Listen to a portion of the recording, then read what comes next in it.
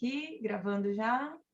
Não sei se aparece aí para todo mundo, né? No meu apareceu aqui na lateralzinha esquerda, gravando. Então vamos lá, bom dia. Esse então é o terceiro encontro do Clube do Livro Fala Preta. Dessa vez, primeiro a gente foi para Ruanda, depois para a Costa do Marfim. Dessa vez a gente está com a Nigéria, são 12 países ao longo do ano. E a gente escolheu, né, no caso, já foi escolhido antes no início da trajetória, a Bucha Mecheta, né, a autora para representar a gente. E o primeiro livro dela é que foi selecionado, que ela publicou em 1972, que é o No Fundo do Poço, que inclusive hoje coincidiu, não foi nada proposital, de ele ter sido lançado justamente hoje, 5 de junho de 2019, pela editora Dublinense aqui no Brasil. Então, hoje também é um encontro comemorativo de 2 anos de No Fundo do Poço aqui para a gente, disponível essa obra. Estamos aqui, então, para conversar e tal, para discutir. Lembrando que a gente tem uma comunidade no Discord, que é um aplicativo de mensagens instantâneas, onde ao longo das 3 semanas de leitura a gente também troca lá indicações, filmes, referências, links, vídeos, etc., sobre o autor, o livro e o país. Então, vou passar a palavra aí para quem quiser já começar. Para quem ainda não estava aqui das últimas vezes, a gente está usando o recurso de levantar a mão.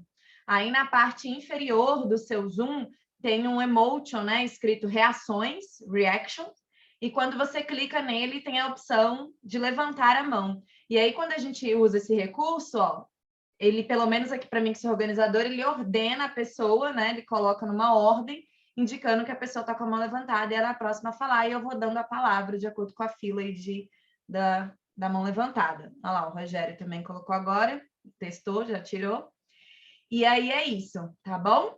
Qualquer dúvida também, não se diz, não estou achando levantando a mão e tal, tudo bem, pode falar no chat que a gente, né, você não vai deixar de falar por conta disso, então cada um aí, se não achar, tá tranquilo. Então vamos lá, quem quer começar?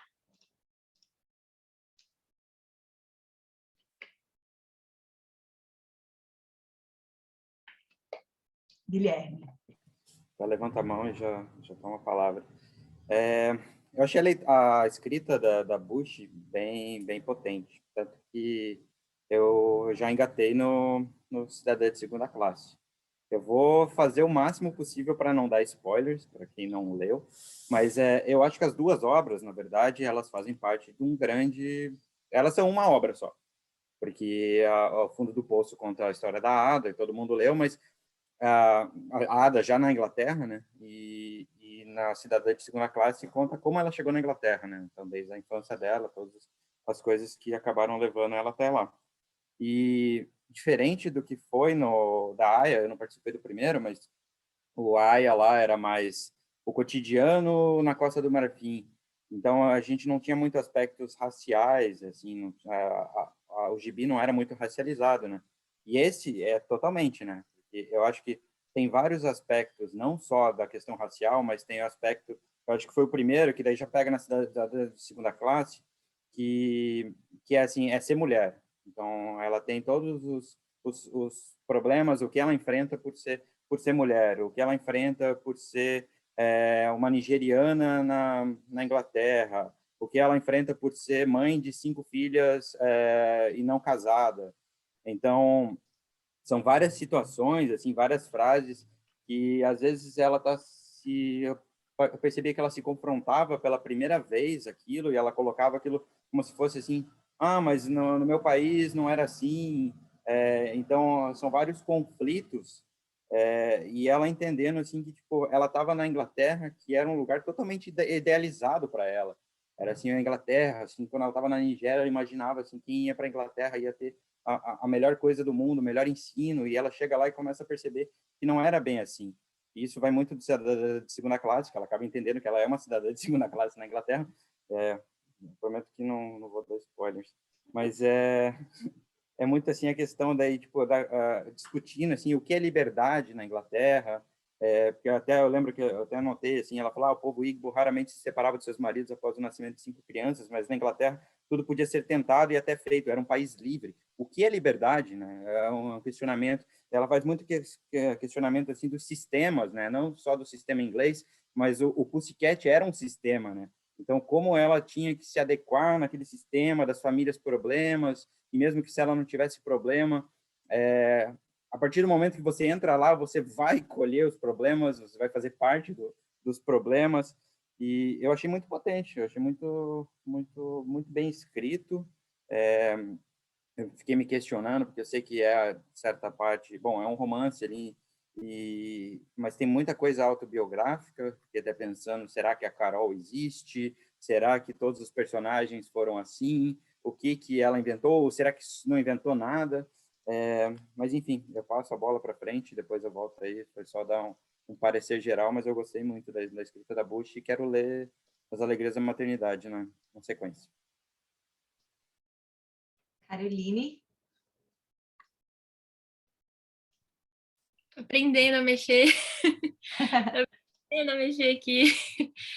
Eu agradeço a você, porque você mencionou que tinha me conhecido no clube de leitura. Eu não participei mais, enfim, alguns problemas, inclusive naquele dia, mas agradeço muito o convite. Queria muito estar aqui, porque algumas obras eu já li, outras não, e já estou lendo, então acho bem interessante. Sobre essa leitura que eu fiz agora, eu não tinha lido No Fundo do Poço, mas já tinha lido O Cidadão de Segunda Classe, que é muito bom, maravilhoso.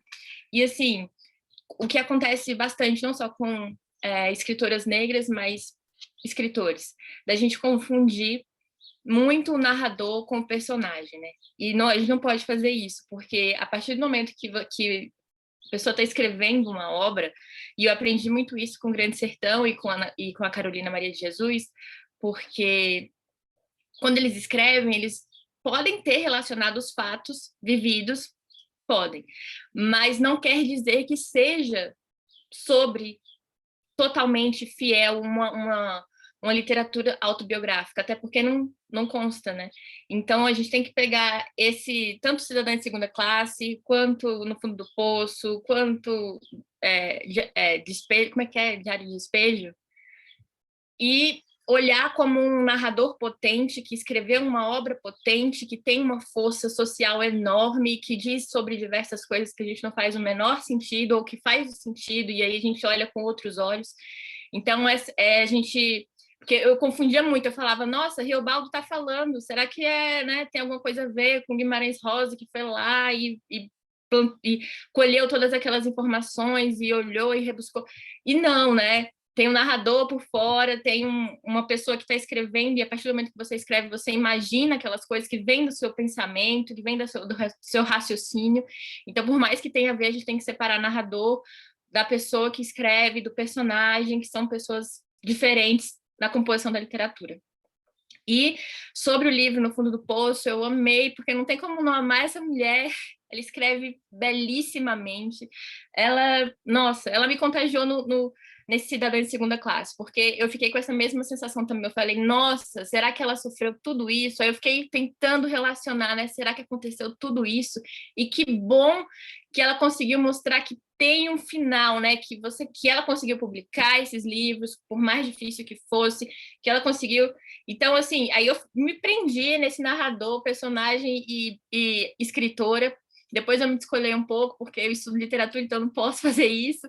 Mas é brilhante, a obra dela é brilhante, a forma como ela escreve, o realismo que tem ali, a potência de descrever as situações em que a mulher negra está colocada tanto na África, quanto no Brasil, quanto Europa, Inglaterra, Estados Unidos. Isso se a gente for ler, a gente vê as coincidências que tem, principalmente nessa diáspora, porque eu também trabalhei com algumas pessoas vindas da África e vindas da América Central para a universidade, eles queriam estudar aqui, e aí eles ficaram extremamente chocados com a questão do racismo, que aqui era muito mais forte do que lá onde eles moravam. Então, quando você se desloca nesses lugares que você acha que são assim, que tem uma certa liberdade, aqui você consegue enxergar, né, essa diferença de cor, de classe, de sexualidade. Então, é bem interessante quando a gente vê que essas narrativas de diáspora conseguem mexer com os mesmos valores espalhados pelo mundo. E eu achei muito interessante nesse livro que ela aborda principalmente o serviço social, eu acho que é uma crítica muito forte ao serviço social, né? De quanto que eles precisam, até onde eles precisam de uma pessoa miserável, de uma pessoa que está passando por uma situação de total abandono, de total desprezo, e até onde eles precisam disso, gostam disso, e trabalham para isso sem querer que essa pessoa saia desse sistema, né? Como se precisasse de um sistema entre miseráveis, os que ajudam os miseráveis. Então, eu pensei bastante sobre o serviço social, que eu acho que é o foco do livro, e essas relações, né? As relações humanas que são feitas independente do local. Ela se muda, ela vai, no final, ela está num lugar melhor, mas mesmo assim ela encontra as amigas no mercado em que ela ia antes, porque tudo era muito caro onde ela morava no final do livro. Então, tem essa questão de classe muito forte, a questão também do casamento, né? Que mulheres precisam ficar solteiras para ganhar mais, né? Uma relação não é vista com bons olhos assim para gerar dinheiro. E, enfim, eu achei bem interessante. Eu gosto muito da forma como ela aborda os temas, a sutileza, a delicadeza com que ela levanta temas muito importantes, que ela fala que os brancos preferem que a gente seja assim mesmo, burros, né? Que, eu não sei fazer, eu não sei. E não é só brancos, é os homens também, né? As mulheres, às vezes, para se relacionar com os homens, a gente tem que parecer que não sabe de um monte de coisa, porque senão eles ficam assustados. Então, é um pouco que é uma relação de pensamento que vem a partir dessa leitura, que faz com que a gente mexa várias caixinhas. Olha, essa situação aqui eu já vivi dessa forma, então eu posso viver essa outra dessa forma. Então, é muito importante no gênero humano, assim, da conversa que ela tem com a gente, porque eu acho que a literatura é isso. É a forma íntima de lidar com o outro, né? E eu amei, e agradeço de novo o convite, eu acho que eu falei muito, e obrigada mesmo. Bom dia para todo mundo, que esse horário é cruel, hein? Esse horário é cruel. Antes de eu começar, eu perguntei para umas pessoas do meu convívio mesmo se eu fazia, qual horário que eu definia, né? Aí a Mayra respondeu: eu acho bom já começar o dia logo, porque depois quero fazer outras coisas, resolver outras coisas, então já começa o dia logo e não fica no meio do dia. Aí eu, tá bom. Eu sou viciada em clube, né? Então tem de manhã, tem de tarde, tem no finalzinho do dia. Então, assim, para mim era tanto faz, só escolhe aí que eu. Mas beleza. Obrigada, Caroline. A Mabelle agora. Bom dia para quem não recebeu meu bom dia antes. Eu concordo muito com o que o Gui falou e o que a Carol, né, falou agora sobre as questões do livro. Eu também me apaixonei pela autora, me apaixonei pela história. Eu lembrei que vocês falaram do Cidadã de Segunda Classe, que na verdade era o livro que contava a história anterior da Ada, né? Então eu fiquei muito curiosa lendo O Fundo do Poço, terminei, já fui para o Cidadã de Segunda Classe e agora já emendei na Alegrias da Maternidade também, porque eu achei a escrita da Bush muito gostosa, muito fluida de ler, muito fácil e uma coisa que a gente se identifica muito, né? Aqui eu estava pegando aqui nesses fios, eu fiz uma conexão que eu não sei se ela vai ser real ou não, mas ontem a gente assistiu o filme nigeriano, né? Eu, a Jéssica e o Gui resolvemos assistir, e quem não está lá no Discord, olha, eu falo para vocês, vão lá, porque sai cada assunto bacana lá e que complementa o que a gente está estudando. E eu percebi, assim, no que a gente falou ontem do filme, que ele é um filme muito completo, né, com muitas ideias. E os livros da Bush também.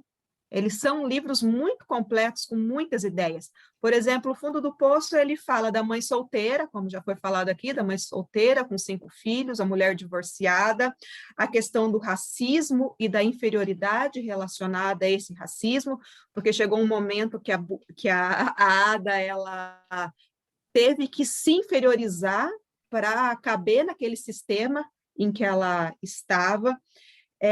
O caso do assistencialismo, que foi falado agora, né, da pobreza, do desemprego, a questão da guerra do Biafra. Então, ele tem muitas ideias dentro do livro e que são todas amarradas uma na outra, né? Você consegue seguir o fluxo no meio da história. E isso aconteceu com o filme que a gente viu ontem também. Então, assim, me abriu assim, será que na produção de cultura nigeriana, né, tanto na literatura quanto no cinema, eles seguem essa linha de trabalhar tantas ideias e conseguir fazer essas ideias fluírem de uma forma assim tão concreta, né? E eu acho que algo muito importante que a Carol falou agora, que é a questão da mãe solteira e do preconceito, como ela falou, que perceberam que aqui a gente sofre, tem muito mais preconceito do que fora do Brasil.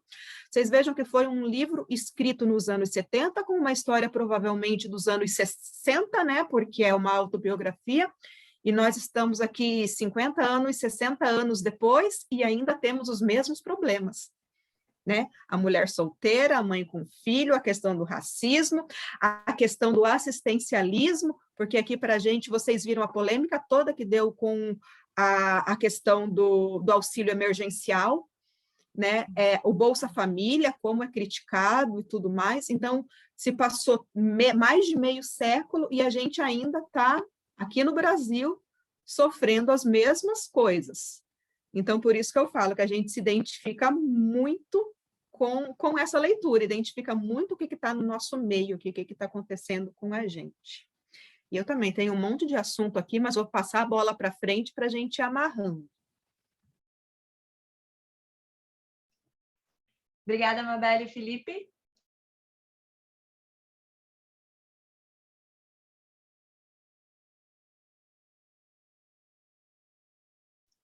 Felipe, você está aí?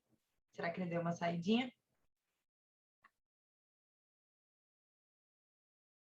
Eu vou entrar na Tô frente. aqui também. Ah, voltou. Desculpa, é que eu acho que o áudio estava desligado. Tá me ouvindo? Sim, estamos.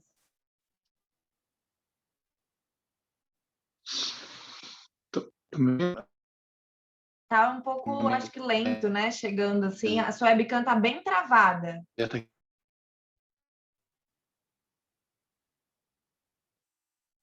Tá?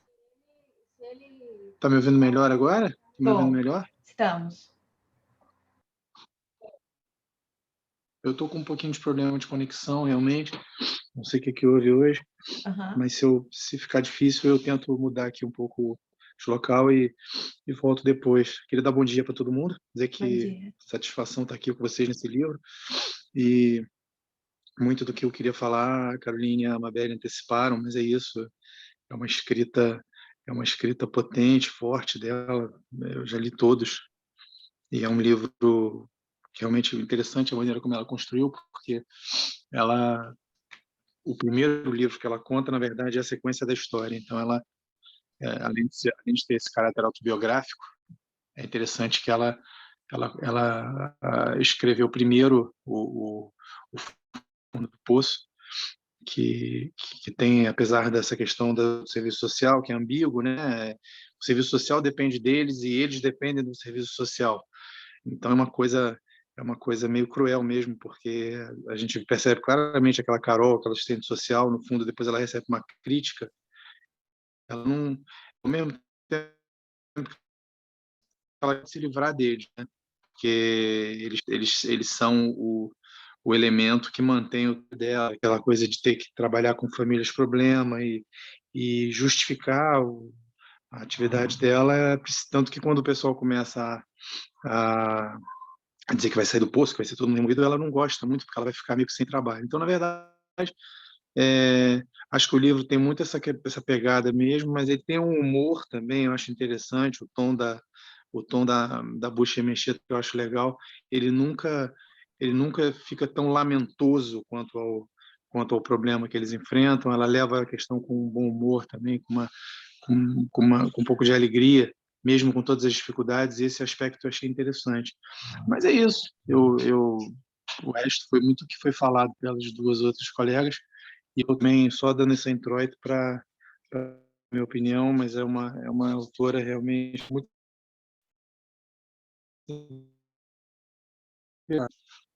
A própria maneira como a Dublinense faz o livro vai sendo muito rápido, né? Ele pequeno, e a gente vai chega no final do capítulo, página sem escrita, e tem a página que anuncia um novo capítulo também, ela já vai passando. Então, é uma leitura muito tranquila, vai muito rápido. Vocês estão me ouvindo, mas era só para... Estamos. Não está maravilhoso, assim, estava dando para escutar, tinha horas que piorava um pouquinho, mas estava dando. Talvez numa Desculpa, gente, a próxima conexão fala, está ruim Felipe, mesmo. numa próxima fala, talvez você também desligar a sua webcam, porque aí você não compete tanto no envio dos dados, né? Porque você está enviando imagem e som, aí pelo menos você envia só o som, e aí talvez melhore um pouco o aproveitamento da conexão. Bom, Entendi. Se eu só fazendo um teste, melhora?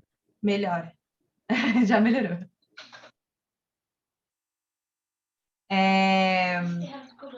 Bom, eu li Alegrias da Maternidade, né, no início do ano, e eu gostei bastante do Alegrias da Maternidade, eu fui bem atravessada por essa obra, assim.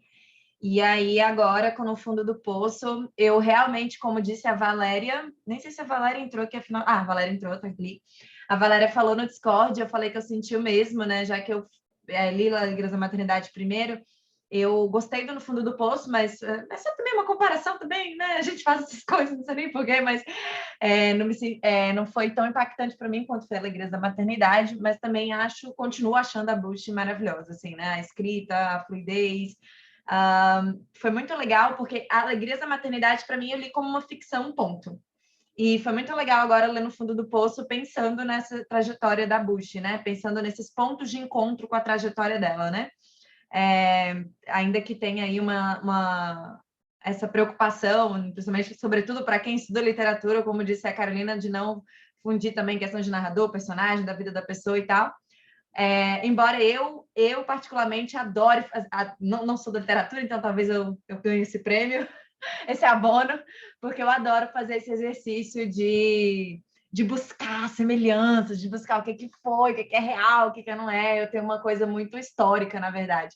Inclusive, no Discord, esses tempos, eu falei com a galera, né? Eu sempre gostei muito mais de não ficção. Eu gosto de memórias, autobiografias, reportagens jornalísticas. Então, ler ficção, para mim, é um desafio, né? E o clube está dentro dessa proposta para mim. Tanto conhecer a África, quanto ler mais romances, né? Essas histórias que tem aí, bebem na fonte dos autores, mas é ficção.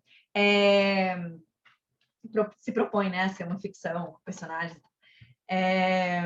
E, assim, eu gosto muito... vocês falaram dessa questão da ciência social, né? E são coisas que eu penso, assim, cotidianamente, sobre esse impacto que a gente tem das políticas públicas, dos programas de manutenção das pessoas que precisam, né, dessa assistência. E é realmente um lugar muito delicado. Eu fico sempre muito impressionado com o quanto que é delicado. Eu tive vontade instantânea de, né, comprar esses livros e dar para as minhas amigas assistentes sociais que fazem graduação, porque eu acho que é muito importante ver essa perspectiva. E a gente tem a tendência, assim, estou falando a gente, né, mas também estou sendo arrogante aqui, cada um tem sua vida, mas eu vejo, no geral, uma coisa da gente meio que, pô, a pessoa tá reclamando, cara, a pessoa tá reclamando, a pessoa não tem nada, você já tá dando, não, tá se achando, né? Tipo assim, pô, quem quer de verdade não fica questionando, né? E tá podendo... Então, assim, e isso é muito cruel, porque tem uma questão tão grande de dignidade, de você ser dono da sua vida, que, aliás, é isso, quando as pessoas falam, vagabundo, e daí se você ficar dando dinheiro para ele, vai ficar aí a vida inteira, né, nessa questão. E a gente é muito contaminado por esse tipo de pensamento, né? É muito preocupante, porque que pessoa é essa, assim? É claro que existem casos, mas, gente, a vida faz sentido quando você se sente útil, quando você ajuda o próximo, quando você não sei o quê. Que vida é essa tão incrível de uma pessoa vagabunda que só fica ganhando o dinheiro mínimo que, cara, um dinheiro assim...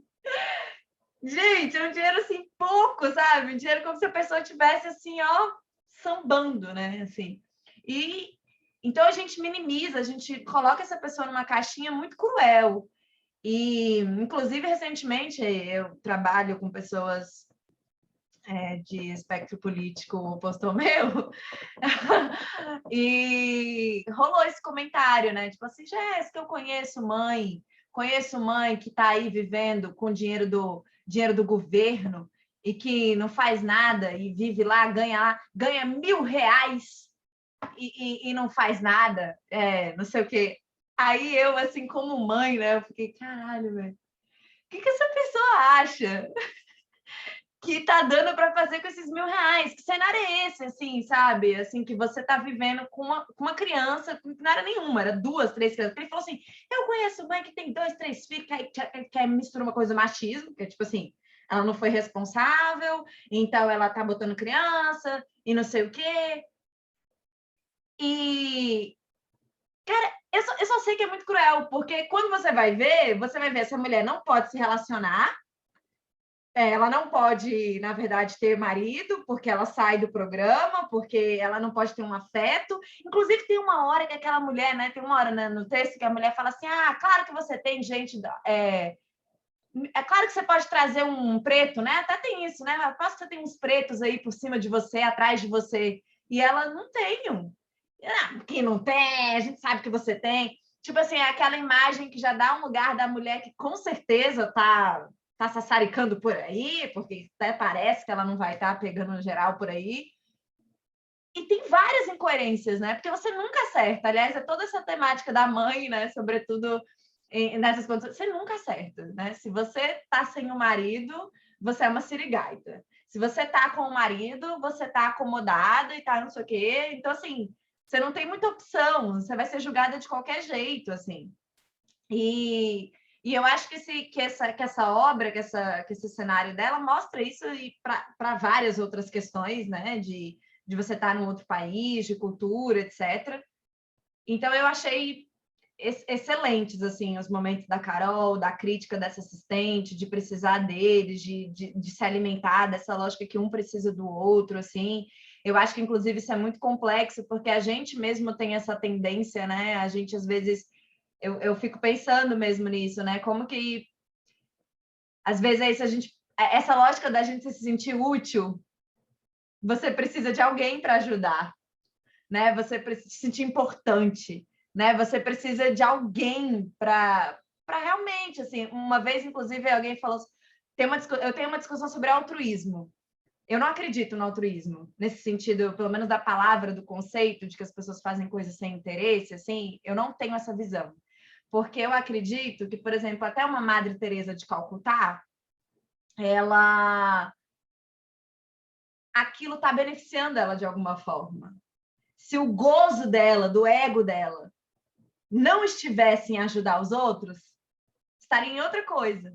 Mas o dela calhou de ser uma obsessão em ajudar os outros. Isso conforta o ego dela, isso faz bem para ela, sabe? Assim, então a gente atua o tempo inteiro para sobreviver, assim, para nos sentir bem, para ter conforto pessoal, emocional, em várias circunstâncias. Então, assim, se você...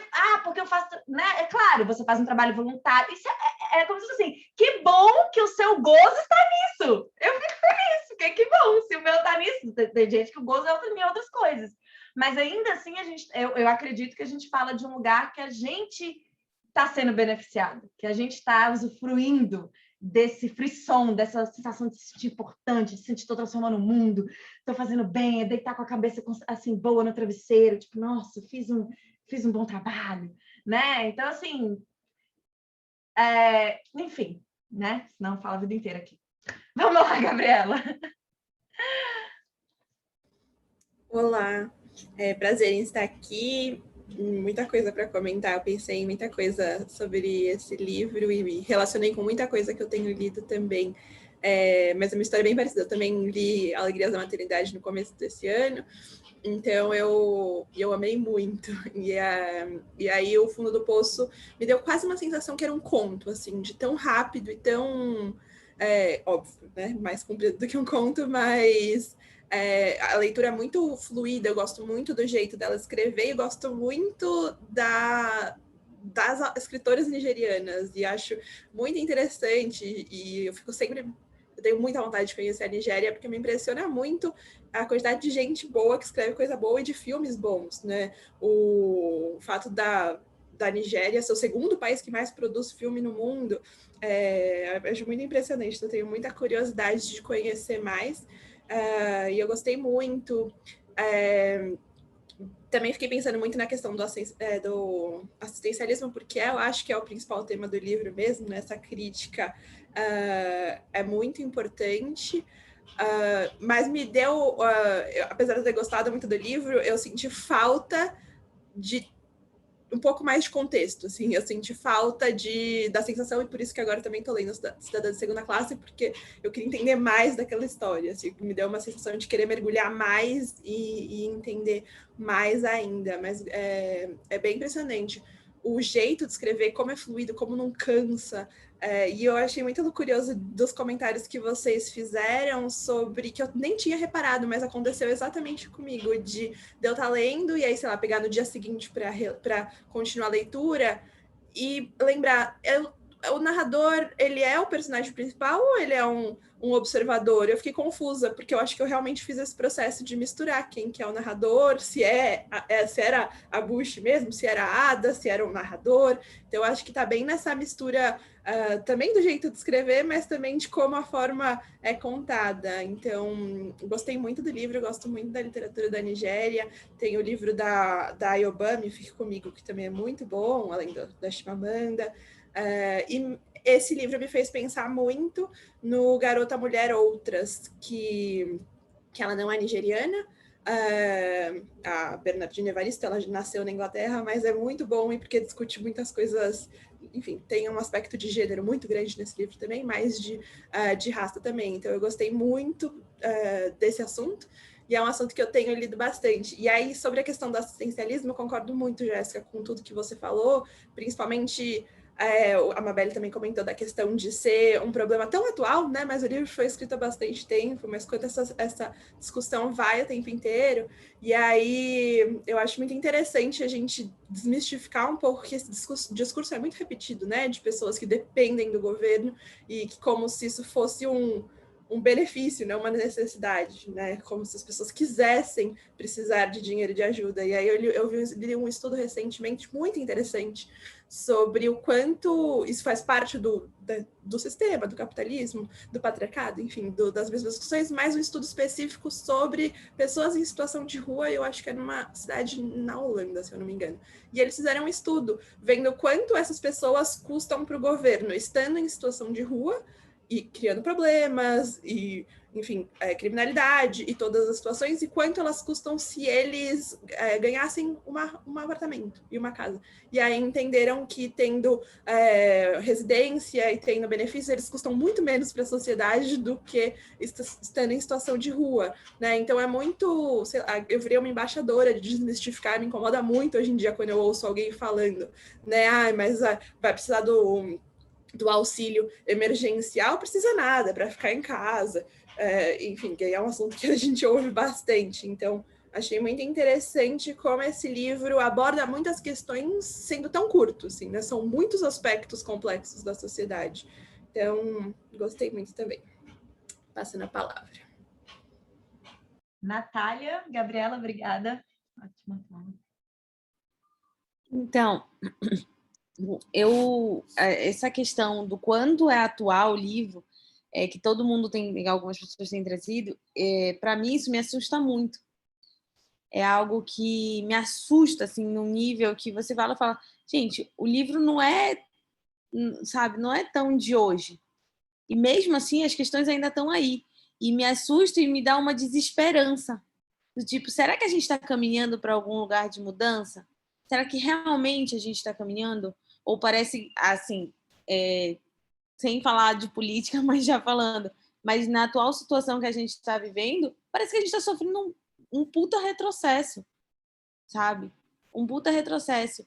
E, além disso, essa questão da dependência do governo, eu acredito que quem fala, aquele vive da assistência social, aquela mulher, aquela outra pessoa vive da assistência social que o governo dá, eu acho que quem fala isso é de um lugar de uma bolha que não faz ideia do que é, entendeu? Eu já ouvi isso de algumas pessoas, e quando você para e você confronta e fala assim, já pensou? Uma vez eu perguntei, Você já pensou você viver com R$ 1.000? Gente, eu não sei qual é a realidade daqui das pessoas, mas, gente, R$ 1.000 hoje em dia é praticamente nada, entendeu? Vai no supermercado, quem faz supermercado sabe, entendeu? Fazer um mercado bom de um mês vai metade de R$ 1.000, sabe? É algo assim que eu acho que muitas pessoas vivem dentro de uma bolha e não querem olhar para fora, por egoísmo, por uma pura falta de noção da sociedade em que a gente vive, principalmente no Brasil, sabe? E essas falas, tudo isso, o quanto o livro traz questões que são ainda atuais, isso me assusta e me dá uma desesperança que me faz questionar, sim, se a gente está caminhando para algum lugar, se a gente realmente, alguma coisa tá mudando no país, sabe? Ou no mundo. Porque é muito louco alguém vir de fora e falar no Brasil, que é um país hiper, mega miscigenado, falar que aqui tem muito mais preconceito, racismo do que em outro lugar. Eu acho isso muito louco. É algo que você para e você fala assim, gente, o que acontece? E eu acho que aqui no Brasil existe algo que é muito velado. O racismo no Brasil é muito velado. As pessoas não falam. Se você apontar o dedo e falar assim, a sua fala está sendo racista, sabe? A pessoa fala não, porque é a minha forma de pensar. Eu escutei isso eu trabalho numa escola e eu escutei isso de uma criança de 11 anos. Não é a opinião dela, é óbvio, é uma questão, ela está repetindo provavelmente o que ela escuta em casa. Uma conversa entre elas e entre um grupo de meninas de 11 anos, elas comentando sobre o Big Brother Brasil, o João do Big Brother e o cabelo do João. E uma das meninas, o que me deu esperança foi que uma delas retrucou. Uma das meninas parou e falou, porque aquele cabelo dele, pra que ele tem que ter aquele cabelo dele? É feio, é não sei o que, não, passa uma imagem horrível, não sei o que, sei o que mais. E a outra falou assim, oi?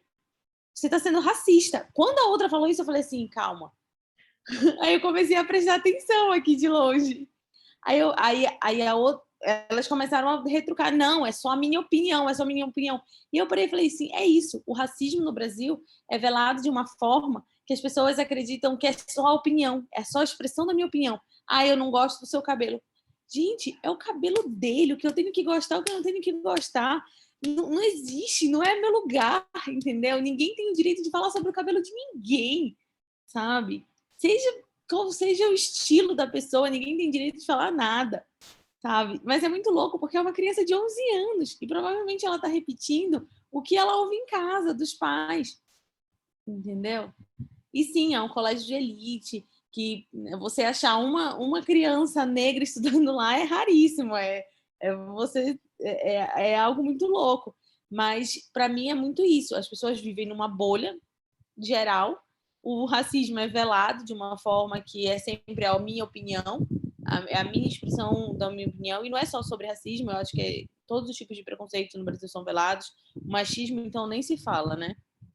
E essa questão do assistencialismo é muito isso. Se eu estou aqui, na minha casa, no meu sofá, com a minha TV de 40 polegadas, super, entendeu? Com comida na mesa, e eu olhar e falar que a pessoa vive com R$ 1.000 de assistencialismo e ela não faz nada da vida, pelo amor de Deus, a pessoa vive numa bolha que ela não faz ideia. Ela não faz ideia do que acontece dali do bairro dela lá para trás, do bairro dela de elite para um bairro mais simples, entendeu? Um bairro mais pobre. Ela não tem eu acredito isso, a pessoa não tem a mínima noção da realidade que hoje a gente vive no Brasil. Enfim. Total, eu estava até subindo aqui a conversa, só um parênteses, que aí eu achei aqui, que ele colocou. Tem uma colega pobre, colocou entre aspas, que tira em torno, na verdade, corrige, R$ 2.000, sem trabalhar só porque mora em lugar de baixa renda. É mulher de malandro, tem filhos, recebe um monte de bolsa, está no cadastro único como baixa renda, ainda recebe material escolar, que não...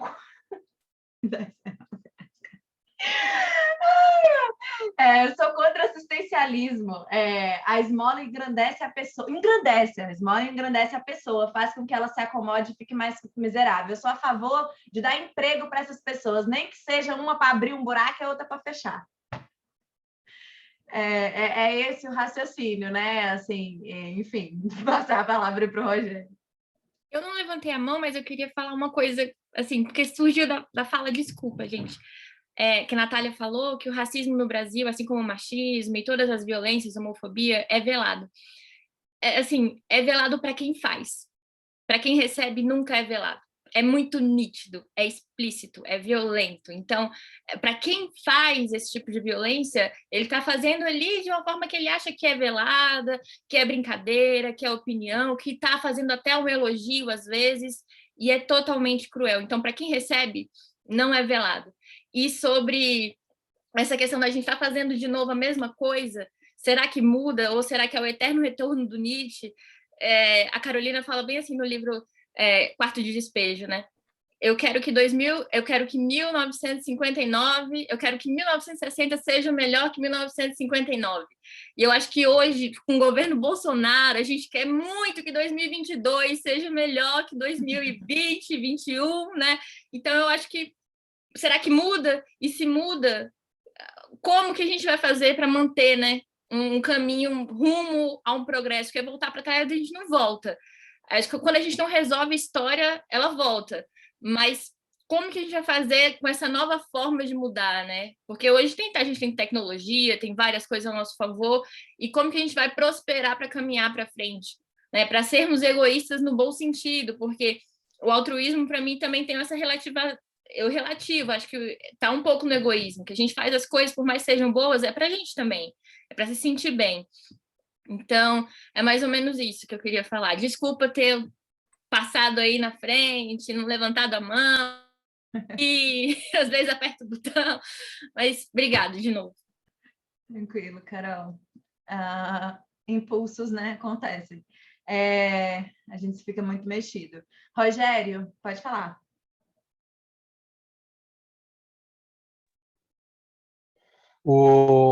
Lembrando que nesse tempo aí, tá dando para escutar? Sim. Lembrando que nesse tempo aí estava a formação daquele estado do bem-estar social lá na Europa, né? Sim. E na década de 80, depois, acabou tudo isso daí, viu? Com a Thatcher lá e com o Reagan nos Estados Unidos. E depois voltou pouca coisa. E ali aparece muita descrição do real, né? E você vê que não tem muita possibilidade para sonhos ali, né? Assim, 90% do livro é o que está acontecendo ali no dia a dia. E a possibilidade dela sonhar alguma coisa, né, de fazer projetos ou de algo mais poético assim, é sempre muito preso ali no chão, né? Apesar que ela no final consegue sair dali, mas o interessante é esse negócio dela não querer, em certo momento, sair dali por causa daquele espírito comunitário que a gente tinha até falado lá no livro da Aya, né? E como as pessoas, uma ajudam as outras, e eu não sei aqui onde cada um vive, mas eu estou vivendo em cidade do interior que antes tinha mais essa cultura, né, do comunitário, mas hoje em dia, assim, você não conhece seu vizinho, mesmo em cidade pequena, você não sabe quem que é seu vizinho. E o Felipe falou do humor dela, né? Eu achei que ela, assim, se posicionava firmemente em algumas situações, assim, sabe? Ela não, apesar de ter uma hora ali de uma certa resignação, olha, eu preciso ser, de certo modo, para agradar e para conseguir as coisas, mas na maioria das vezes ela não levava para casa, não. Ela chegava lá e falava o que... Então, eu achei ela bem, assim, tem esse aspecto do humor, mas eu achei que ela se posicionava frente às situações. E eu achei interessante também que é uma narrativa com muita ação, né? Não para, as coisas não param, vai acontecendo uma coisa atrás da outra, não dá nem tempo de respirar, assim. Então, envolve muito esse tipo de escrita, né? Porque você sempre quer saber o que vai acontecer depois, o que vai acontecer depois. esse negócio sobre o assistencialismo, né? Eu acho que é uma conversa interessante, uma coisa de se pensar, que ano passado, no começo da pandemia, muitas pessoas estavam voltando a isso, né? Falando a verdade, sobre a transferência de renda, que é diferente do assistencialismo, né? E que depois deu uma esfriada nessa discussão, mas o Suplicy, que é o embaixador aqui no Brasil, né, da renda básica universal, de você ter aquele valor independente da sua renda, você pode ganhar quanto for, mas as pessoas, e eu acho que pelo sistema capitalista que a gente tem, eu acho que seria possível isso, porque os ricos ficaram mais ricos nessa pandemia, os pobres ficaram mais pobres nessa pandemia. Então, eu vi uma reportagem de se chama Super Yachts, que aquele Zuckerberg lá, que é o dono do Facebook, ele tem um. Sabe quanto que custa esse iate? 500 milhões de reais. Meio bilhão de reais. Chama Super Yachts. Super Yachts. E tem a tal da empresa que fabrica esses iates. Vocês acreditam que ela não está dando conta das encomendas? Ela não está dando conta das encomendas. E a gente, numa pandemia, as pessoas cada vez mais... Então, esse negócio da transferência de renda, eu acho que é o que Bolsa Família mais ou menos faz. Eu não estou lembrando aqui quem que falou dos R$1.000, mas para você ter direito ao Bolsa Família, você não pode ganhar nem 200. Não, e a média de renda, e a média que se paga do Bolsa Família é R$190. R$190. Todo mundo que está aqui na sala, em quanto tempo a gente gasta R$190? O que dá para fazer com R$190? Então, se fala, quando tem essas discussões do Bolsa Família, porque vive de Bolsa Família, que nem falaram aqui, né? Ganha R$2.000 de bolsa. Gente, R$190. Estavam falando, tem esse auxílio de 300, né? Que o ideal, entre aspas, seria 600. Eu repito mais uma vez, R$190 a média. E o que você tocou da Madre Teresa é interessante, porque tem um escritor britânico que chama Christopher Hitchens. Ele já morreu. E ele tem um livro sobre a Madre Teresa, assim, acabando com ela, assim. Ele é muito crítico a ela. Esse negócio de manter as pessoas naquela situação, falta de higiene, amiga de ditadores. Ela, assim, esse cara é muito bom, é um jornalista, mas morreu cedo de câncer. Ele morreu nos Estados Unidos, acho que com menos de 60 ou por volta de 60 anos. Ele tem livros sobre o Churchill também. Então ele derruba certos mitos assim. E um deles foi a Madre Teresa.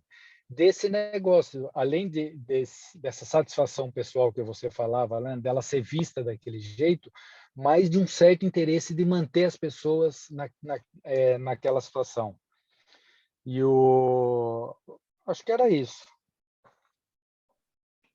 Excelente, Rogério. Eu, nessa linha, vi um negócio sobre Gandhi esses dias. Que Gandhi era os brambos aí, coisas tensas também. Mabelle? Uma das coisas que eu queria falar, isso que o Rogério falou, eu queria assim que me mostrasse uma pessoa que ganha R$1.000 de bolsa, alguma coisa, somando todas as bolsas. Eu queria conhecer alguém, e ainda mais 2.000, porque a gente sabe a realidade, são ali os R$200 mesmo, né?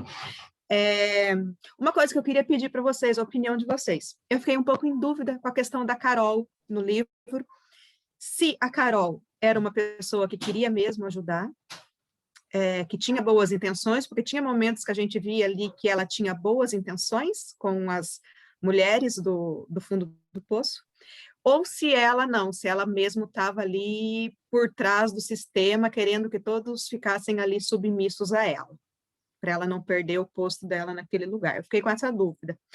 Outra questão que eu queria levantar aqui é sobre, até eu conversei se existiria esse termo de desapropriação cultural, porque a gente fala muito em apropriação cultural, né? Mas o desapropriação, porque eu percebi na leitura dos dois livros que a partir do momento que os nigerianos, a Ada não tanto, ela resistiu bastante, mas os outros nigerianos que viviam na Inglaterra, que eles abandonavam a cultura deles e adotavam a cultura inglesa. Tanto que em muitos momentos, acho que até mais do Cidadã do que do Fundo do Poço, eles falavam em duas questões bem controversas. Você está na Inglaterra, então você não pode fazer isso. Você tem que se comportar como uma inglesa. E, ao contrário, se a gente estivesse na Nigéria, você não poderia fazer isso. Você não faria isso. Então, eu queria saber a opinião de vocês quanto a Carol e levantar esse assunto da desapropriação cultural. O que vocês acham? Bom, agora é minha vez mesmo de falar, tá, gente? Para depois eu mandar. Só para me justificar. Eu também fiquei nessa dúvida da Carol, assim, uma dúvida que eu acho que é isso, acho que é complexo o lugar dela, né? Eu acho que eu cheguei a tentar fazer, eu não trabalho com assistência social, mas eu cheguei a fazer esse exercício básico, assim, né, no meu dia a dia, tipo, eu atendo estudantes na universidade com dificuldades de, enfim, de acessar a plataforma, então eu fiquei pensando, se ninguém tivesse dificuldade, né? O que eu faria lá, né?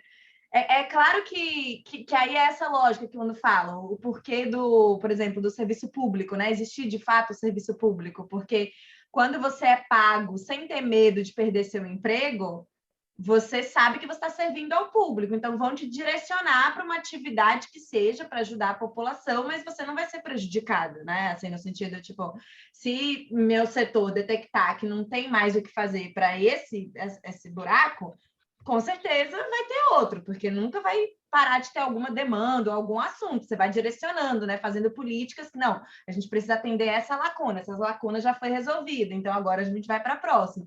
Então, isso não me dá um lugar de, tipo, desespero, tipo, não, eu tenho que manter essas pessoas aqui, cara, porque senão vão me demitir, vão para onde, né?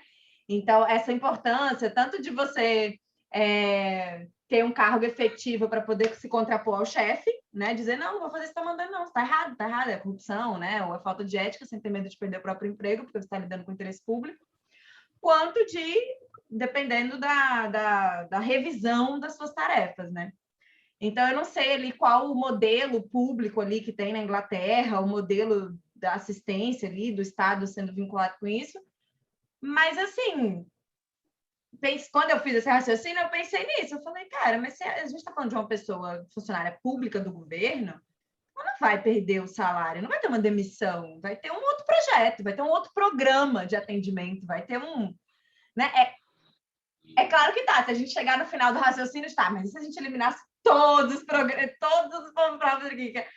Eu acho que ainda assim ela ia para outra função, né? Ela ia ser direcionada para alguma outra coisa. Ou, claro, ia ter menos concursos ao longo do tempo para essa função de assistente social, porque não ia ter tanta demanda, né? Aí é isso, a roda vai girando, né? As profissões vão se transformando, né? Quando você não tem mais... Eu acho que tem várias profissões que morreram aí nos últimos tempos, inclusive com a entrada da tecnologia. É meio que isso, né? É tipo a pessoa com medo de vir a tecnologia que vai substituí-la, né? Ou, no caso, a pessoa que tem medo de perder esse público deficiente porque a profissão dela vai ser desinteressante amanhã, né? Acho que é uma coisa... Eu acho que, na verdade, é isso. A gente sempre está lidando com coisas que a gente é muito conectado com os outros. Então, assim, o padeiro para fazer pão, ele precisa de gente querendo comer pão. Ninguém vai querer comer pão. Pão não existe, pão é, né? Enfim, pronto, acabou, vai fazer o quê? Vai ter que aprender a fazer outra coisa. Né? Então, todos nós, acho que qualquer ação que a gente tem na vida depende de gente com aquela lacuna para desejá-la, consumir ou experienciar isso, né? Então, não tem algo que a gente possa fazer, pelo menos não me vem à cabeça, fica a reflexão, que a gente faça que não dependa de alguém necessitado daquilo que a gente faz, né? Nenhuma esfera. E aí eu acho que aí a gente entra nessas discussões até aí entra a questão até do sujeito se aprimorar e etc, para sempre antenado, o que ele pode fazer para não se perder no tempo, aí vai para outros lugares. Mas uma coisa que eu queria comentar Esse lugar também, né, quando ele fala essa colega aqui de trabalho, ela ganha tanto dinheiro, eu também duvido, né, e tal. E uma coisa que eu acho muito interessante que surgiu na leitura de um outro clube que eu também faço parte da organização, que é o Clube de Leitura Mulheres, né? A gente só lê autoras mulheres, mas de todo lugar do mundo, e a gente acabou de ler O Lado Invisível da Economia, de a sueca Katrine Marsal, que escreveu esse livro, e foi um livro muito maravilhoso para mim, porque o título dele em inglês, na verdade, é Quem Cozinhou o Jantar de Adam Smith? Quem cozinha o jantar dele? Quem faz a refeição do Adam Smith? Né? E aí a tradução que veio para o Brasil foi isso, O Lado Invisível da Economia, uma visão feminista. E basicamente ela vai trazer com muita propriedade, fluidez, assim, essa questão de uma cultura completamente apoiada no cuidado, que é no cuidado, né? As mulheres, sobretudo, dentro de casa, cuidando dos filhos, do lar, da casa, para, digamos, a economia de verdade acontecer. Né? Como se sem essa pessoa cuidando de outros seres vivos, a economia do cuidado, fosse possível ter essa outra economia acontecendo e girando, né? Então, é muito isso que eu vejo na Ada, por exemplo, né? Ou então nesse comentário dele, recebe esse dinheiro. Tá... Gente, quando você tem que cuidar da alimentação de outra pessoa, da casa, da roupa, da sua e de outras, esse é um tempo, assim, sabe? E assim, não tem discussão. E cada vez mais a gente vê... Aí quando a Caroline fala sobre o racismo ser velado, mas não ser velado para quem recebe, eu, na minha experiência pessoal, eu tenho minhas dúvidas em relação a isso, porque eu acredito que o racismo ele é tão estrutural que eu, por exemplo, até os meus 18, 19 anos de idade, antes de eu entrar para a universidade, eu fui sempre uma aluna de bolsa, né? Eu fazia bolsa para escola particular e eu entrava nas escolas, então sempre tive muito rodeada de amigas brancas. E até ali os meus 18 anos, todo o discurso que eu recebi, que eu me apropriei, porque a narrativa ela é muito poderosa, foi de meritocracia, de racismo não existe. Quando veio as cotas, a minha reação foi... Oxi, como assim, amiga? Eu tenho que tirar... Por que eu tenho que tirar menor, vou passar? Não, nada a ver, nada a ver. Tipo assim, eu tenho uma vergonha alheia disso, mas acho importante que eu fale sobre isso.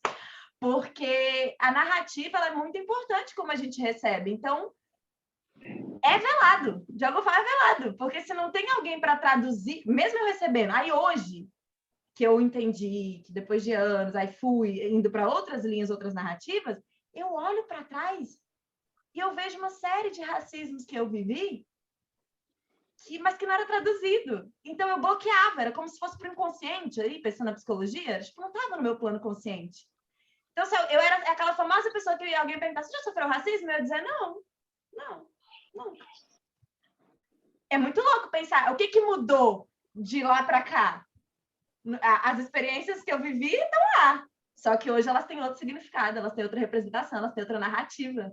E eu só tive a ajuda de desvelá-las com pessoas conversando comigo, me aproximando de teóricos, com pessoas pretas. Senão, eu estava continuando vendendo e consumindo aquela narrativa. Né? Então, assim, por isso que eu acho que é tão bizarro. É muito bizarra a parada, né? É muito bizarra, ela é muito poderosa.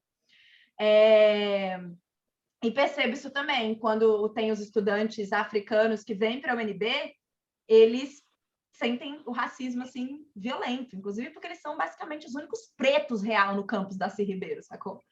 Né? Preto real, que eu tô falando, é preto retinto, assim, né? Eu passo, né? Agora eles sentem, e eles ficam, gente, eu pensei que o Brasil era... Uhul! Carnaval, sabe, missionário, todo mundo pode aqui. Mentira, eles sentem esse impacto, né? E aí, gente, só também para lembrar de avisar, eu postei no chat aí sobre os filmes, retomando o papo dos filmes de Nollywood, que é a segunda indústria, né, cinematográfica do mundo. Eu fiz um levantamento do Oscar africano, African Movie Academy Awards, né? Meu inglês é péssimo. E aí eu encontrei 17 filmes do Netflix dos últimos anos desse Oscar africano, entre os indicados e os vencedores. Então, no caso, esse que a gente assistiu ontem à noite, a gente pilhou lá no Discord, vamos assistir, vamos. E aí é o 1º de outubro, que é o vencedor do melhor filme nigeriano de 2015. Então, para quem quiser, tá lá no Clube do Livro falapreta.com.br, a relação dos filmes, as sinopses e tal, tá Tá tudo no Netflix. Pode falar, Luísa. Oi. Bom dia, gente. Prazer estar aqui. Na verdade, algumas coisas que eu ia falar acabaram sendo faladas assim, nas minhas falas. Mas sobre Carol, eu acho que assim, eu achei um personagem complexo, assim, né? Porque a gente não está vendo o ponto de vista dela das coisas, né? Mas aparentemente eu acho que é isso, assim, que é alguém que talvez tenha mesmo essa relação, né? De se sentir útil, de aliviar a consciência, né? De talvez até, não sei, meio que de sentir que... Eu fico imaginando, assim, porque ela tem um poder muito grande, né? De influenciar a vida das pessoas, assim. Então, é um trabalho que talvez tenha esse lado, assim, de mais egoísta, assim, de uma certa forma, mas... Enfim, o que eu ia comentar, na verdade, era de... uma coisa também que foi trazida, que é essa questão cultural, né? Que ela fala no comecinho, né, que ela traz muito brevemente, mas a coisa do curandeiro, né, que ela fala que viu o cara lá fazendo juju, mas se ela estivesse na Nigéria, tinha um significado, mas estando em Londres era diferente, né, como se fosse assim, aqui eu me adaptei, né, me aculturei e já não vejo isso da mesma forma. Só assim, uns trechos assim, que eu destaquei. Outra coisa era quando ela fala se ela estivesse na Nigéria, provavelmente ela não seria uma mãe solteira, né, e ela fala que a Inglaterra é um país livre. E também essa questão, né, de livre até que ponto, né, assim, o que é a liberdade dentro do capitalismo, no fim das contas, né, porque é isso, assim, no fim das contas, como é que ela vai sair dessa situação? Eu acho que me dava uma angústia muito grande por isso, né, porque ela queria trabalhar, e queria estudar, né, e queria fazer outras coisas, mas ela tem 5 filhos, e assim, né, não tem uma comunidade que ajude ela a cuidar desses filhos, né, porque está vivendo uma sociedade extremamente capitalista, individualista, né, que em outros contextos talvez ela pudesse deixar os filhos para serem, né, cuidados, observados pela vizinhança. E como é que você, né, consegue realmente mudar de vida, né, dentro desse discurso de meritocracia? E aí tem essas questões que vocês já falaram também, né, que não só tinham que ser pobres, mas também se abster de sexo, de afeto, né, então a pessoa fica colocada ali. E uma coisa que é muito que eu também fiquei achando super triste, assim, angustiada, foi de como ela fica falando várias vezes que ela não consegue ser ela mesma, né? Que ela, uma hora ela fala que ela aprendeu a ser muito desconfiada e reservada, né? Em outros momentos que ela tem que se fazer de burra, ou que ela tem que caber nesse papel do que se espera de uma pessoa negra, né? E aí ela fala em algum momento até, né? Que estava sempre disposta a desempenhar qualquer papel, exceto dela mesma, né? Pelo bem da paz e tal. E outra coisa que era, meu Deus... é quando ela fala sobre que, apesar de a vida às vezes não ter valor, as pessoas ainda se agarram a ela, né? E aí eu fiquei pensando muito nisso também, né? Assim, que muita gente ali vivendo em circunstâncias, né, desumanas, assim, né? Sem dignidade, mas as pessoas continuam, né? Que parece que existe essa coisa, assim, no ser humano de aguentar muita coisa, né? E dentro também do que uma outra coisa que ela fala, que ela, em algum momento que ela diz que alguém parecia estar se rendendo às coisas, né? Que é coisas com C maiúsculo, que é tipo, né? O sistema, né? Porque não é possível mudar as coisas, apenas aceitá-las, né? Enfim, eu fiquei pensando muito sobre essa questão dessa ideia que assim, acho que escancara muito, né, essa falsa ideia de que no capitalismo, né, numa sociedade liberal, a gente vai, né, conseguir viver o que a gente quer, né, que as pessoas podem realizar seus sonhos ou podem alcançar uma vida com dignidade porque elas têm direito a trabalhar, e tem até o assistencialismo, né, tem até o Estado dando as coisas para as pessoas, né, e como isso é falso, né, como isso é completamente ilusório. Enfim, mas aí é também redundante isso que vocês já falaram, eu acho que era isso. Obrigada, Luísa. A Silvia agora. Silvia. Oi, pessoal, vou abrir a câmera aqui e me apresentar rapidinho.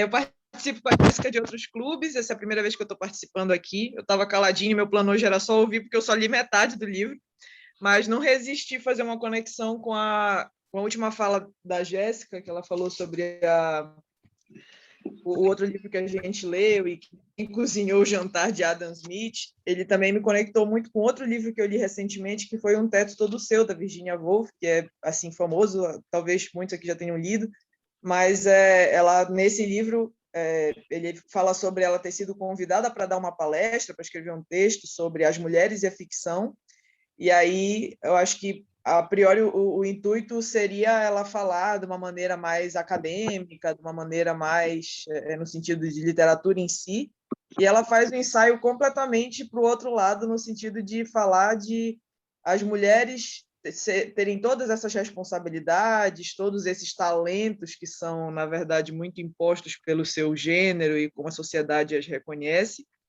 e isso acaba afetando a presença delas na literatura e tudo, porque afinal elas estão ali cozinhando o jantar de Adam Smith para eles se destacarem na economia e etc. Então, isso me lembrou muito esse livro e eu queria recomendar para quem não leu ainda, porque é um livro que ela, com muita sutileza e uma escrita fantástica, obviamente, ela vai trazendo essas coisas e mexeu muito comigo. E outros paralelos que eu fiz nessa leitura No Fundo do Poço foram o que muita gente já comentou aqui, né, do quarto de despejo, de uma coisa que mexeu muito comigo foi ver, tem uma hora que ela fala sobre refeições balanceadas, ela faz tipo uma reclamação assim, como é que a gente pode pensar em refeições balanceadas? Eu queria achar aqui até porque eu achei o jeito que ela escreve, né, aquele quase como fazendo um humor assim meio ácido, e aí eu me lembrei muito, tipo, é o privilégio de você ser numa classe pobre num país desenvolvido, que é você não tá mais, você consegue acesso a alguma comida, mas você não consegue acesso a uma refeição balanceada. Acho que eu achei aqui. Ela fala, o diabo com as refeições equilibradas. Só dá para pensar em equilibrar refeições quando há comida suficiente.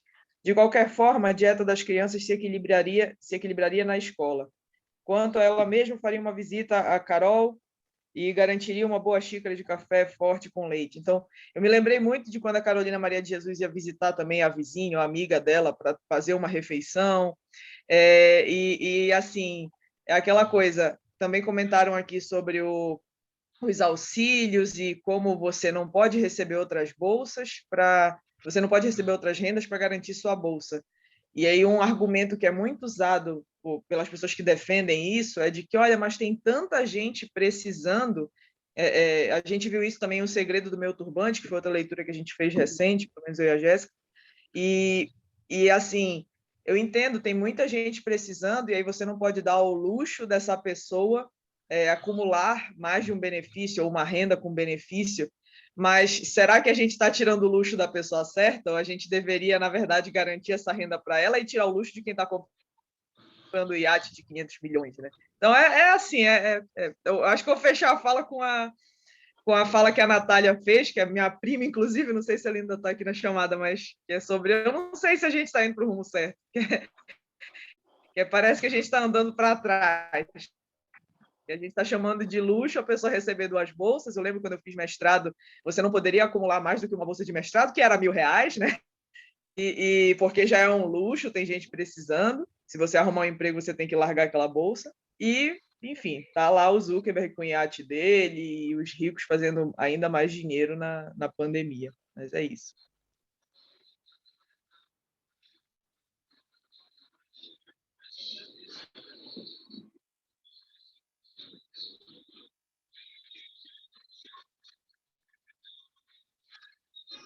Seu áudio está desligado, Jéssica.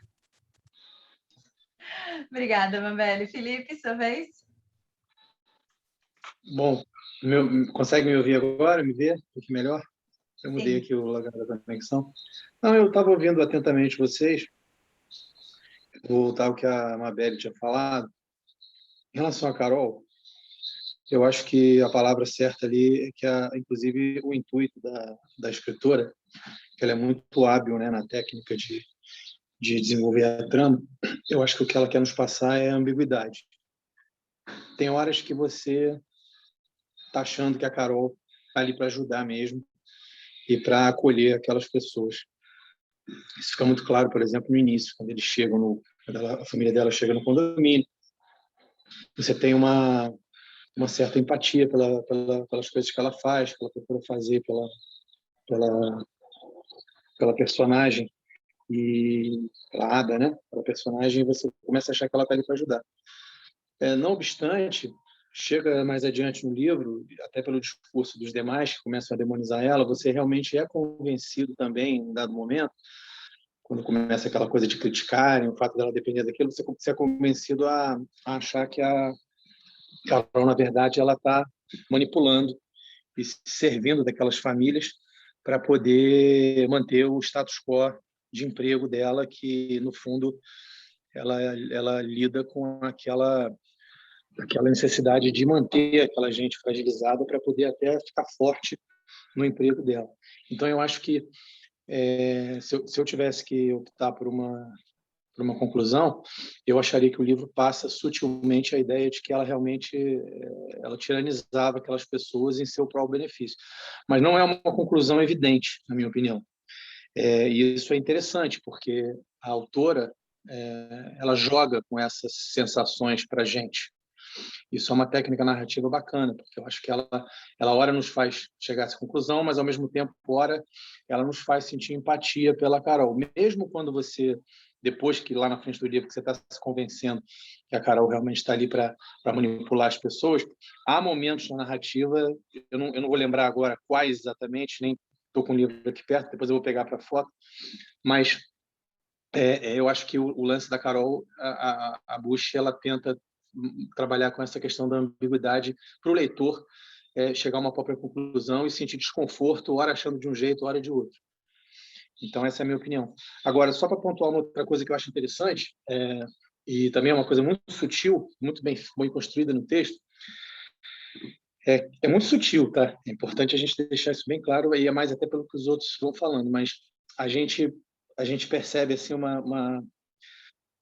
que a gente já tem um extrato de miséria ali, um extrato de pessoas despossuídas, pessoas que estão dependendo muito do assistencialismo do Estado e que estão num patamar abaixo no degrau social inglês, que é um degrau social muito estratificado, né? Embora isso seja velado, e alguém falou que depois com a Thatcher sumiu isso, e é verdade, depois voltou um pouco com o Tony Blair, mas bem menos.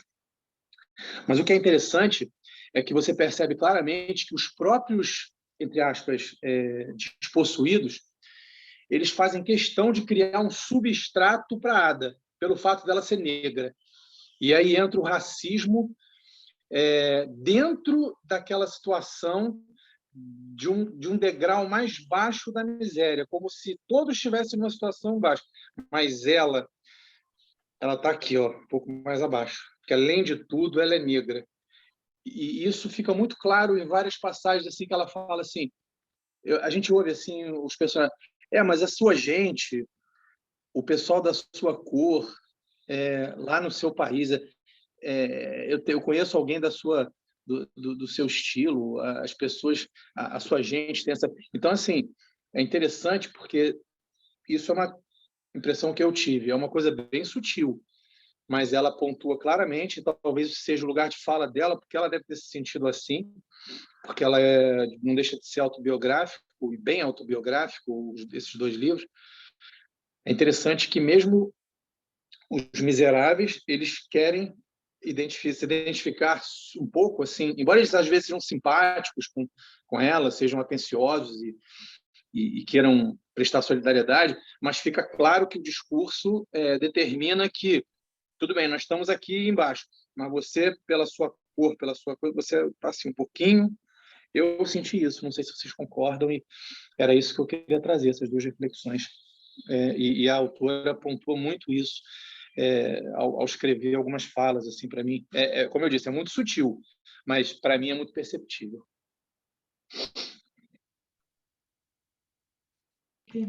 Obrigada, Felipe. Caroline? Nada.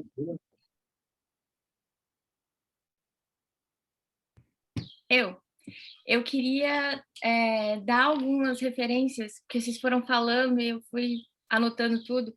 E aí, sobre a personagem Carol, eu queria falar da questão da nossa realidade, né? Da questão do capitalismo, porque eu estudei bastante no momento da graduação, porque tem uma estrutura dialética em que você tem grandes riquezas, mas elas se alimentam de grandes pobrezas.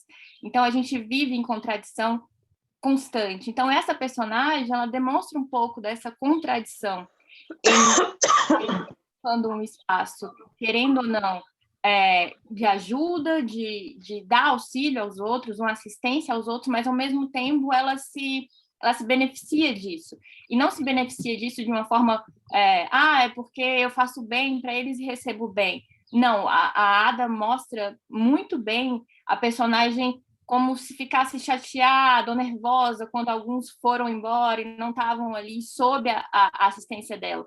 Então, tem essa questão da hierarquia, essa questão da contradição, que mostra bastante a nossa realidade. Por isso que eu falo que é um livro que demonstra muito vários aspectos da nossa realidade. É um livro que diz muito sobre realismo, por mostrar essas contradições de forma brilhante. Então, acho que a escritora conseguiu delinear muito bem esse espaço.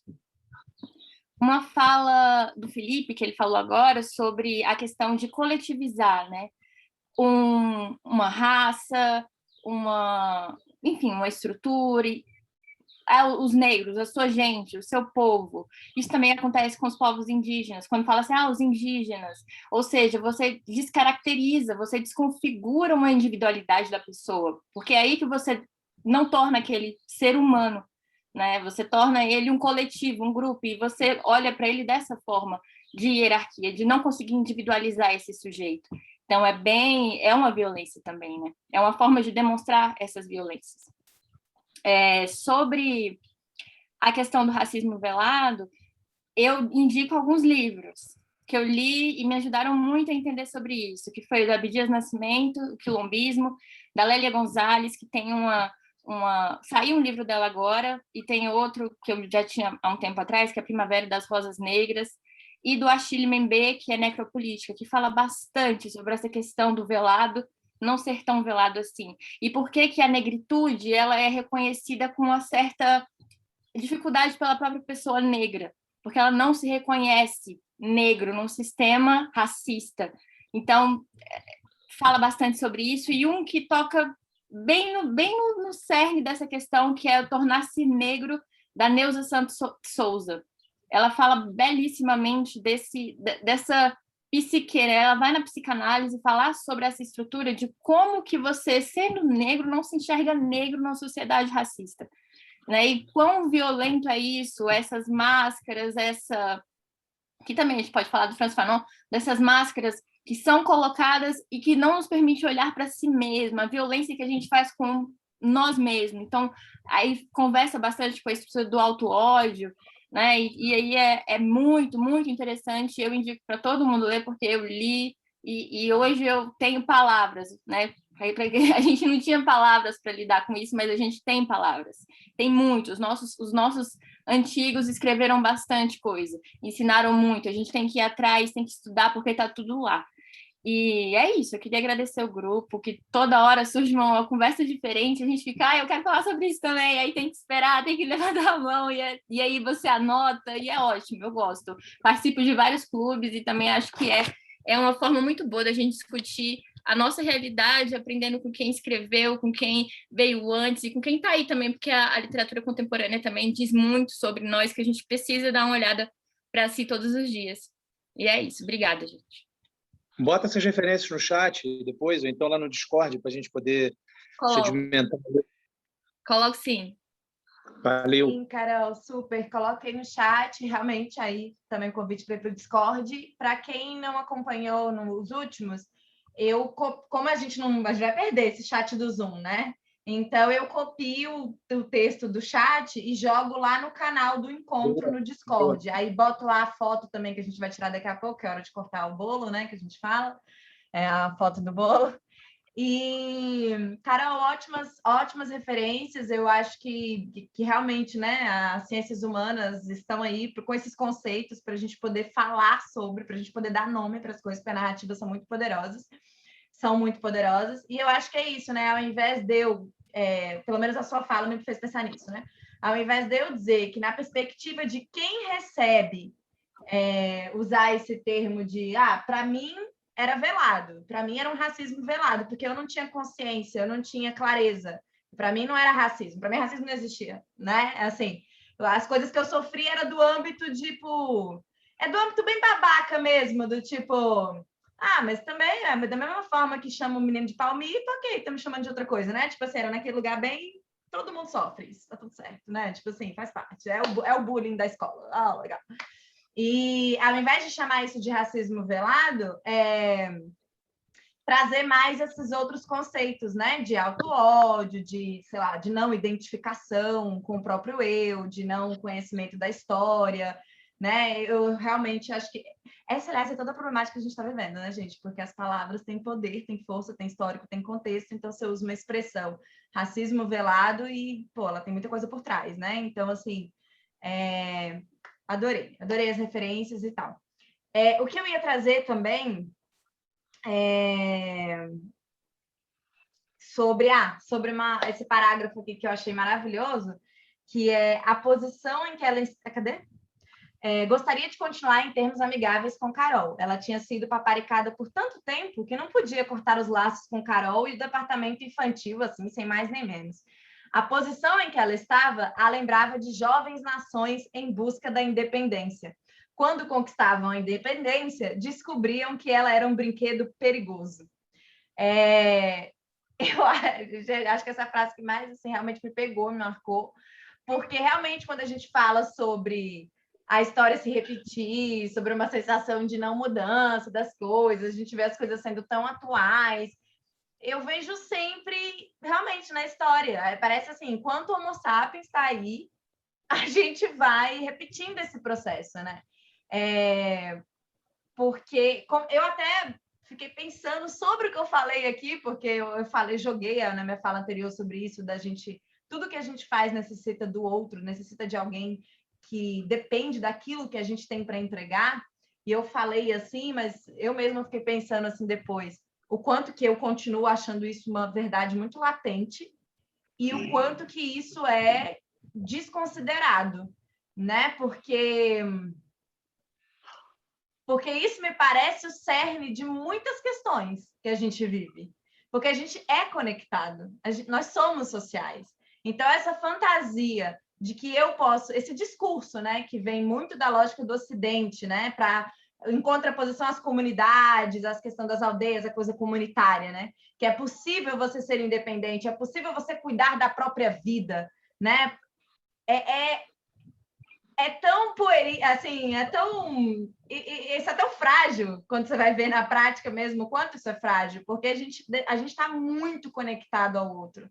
E não tem como a gente existir falando tanto de matéria física, tipo necessidades físicas, de comida, de conforto, de teto e tal, quanto de existir enquanto alma, enquanto sentido de vida, sem o outro. Né? Eu acho que, inclusive, isso me conecta muito com a lógica do artista, porque eu sou formada em artes cênicas, e na artes cênicas, pelo menos eu passei por muito tempo tendo esse tipo de discussão, que é, quando você fala do capitalismo, criar necessidades nos outros, cria muito, né? Necessidade no outro para que o outro consuma coisas que antes nem estavam no aspecto de desejo dele. Eu fiquei pensando nesse encontro, como que... dadas as devidas proporções, porque, digamos, um é moralmente belo e bonito, que é o professor, que é o artista, e o outro é esteticamente moralmente feio, que é o que está atrás do dinheiro, do lucro. Mas, de alguma forma, eu percebo que a gente faz isso o tempo todo. Porque quando eu tenho uma obra teatral, quando eu escrevo algo, eu preciso de alguém que precise dela, que sinta a necessidade dela. Então, quando eu sou um artista de teatro, que eu vejo a plateia vazia, que não está chegando, que não está vindo, o que eu vou dizer? Eu vou dizer, eu vou olhar para o outro com esse olhar superior, assim, de olha como está o Brasil. É isso, né? A pessoa consome o Big Brother, mas ela não vem aqui ver este trabalho que é bom, este trabalho que é de qualidade, esse trabalho que é fundamental, que é importante, que é não sei o quê. Então, assim, você precisa dessa pessoa que precisa disso, para que ela se conecte com você, para que ela consuma o que você está fazendo, para que tanto você veja sentido e na vida, dentro do seu nicho, né, no seu propósito, quanto essa pessoa... Então, assim, me veio esse pensamento assim, acelerado de que a gente faz isso muito o tempo todo, essa construção de que o outro goste do que a gente faz, do que a gente tem para oferecer, porque se o outro não gosta do que eu tenho para oferecer, Se o outro não se interessa pelo que eu tenho para oferecer, eu mesmo me esvazio, eu perco sentido, eu fico isolado, eu não faço sentido na comunidade, eu não tenho um propósito. E muitas vezes a gente fica cavando esses espaços. E aí, o tempo inteiro, eu noto que a narrativa disputa de poder nas narrativas, né? Porque o dia tem 24 horas. Não tem como. Eu preciso ler os indígenas, mas eu ainda não comecei, por exemplo. Né? Se antes eu estava lendo só os brancos, aí, ok, agora eu estou lendo mais os pretos, mas vai ter gente que vai dizer, tudo ali, esse povo que nunca lê indígena, né? Esse povo, enfim. Ou então vai ter quem vai falar, não sei, de ler os trans, LGBTs. Assim, é tanta coisa que é possível de ser falada que a gente precisa estar dando conta, que é criada essas coisas que a gente precisa ser. Então, isso tudo é muito complexo. Eu acho que o recado da Carol, acho que essa personagem vem num lugar mesmo da ambiguidade, de o quanto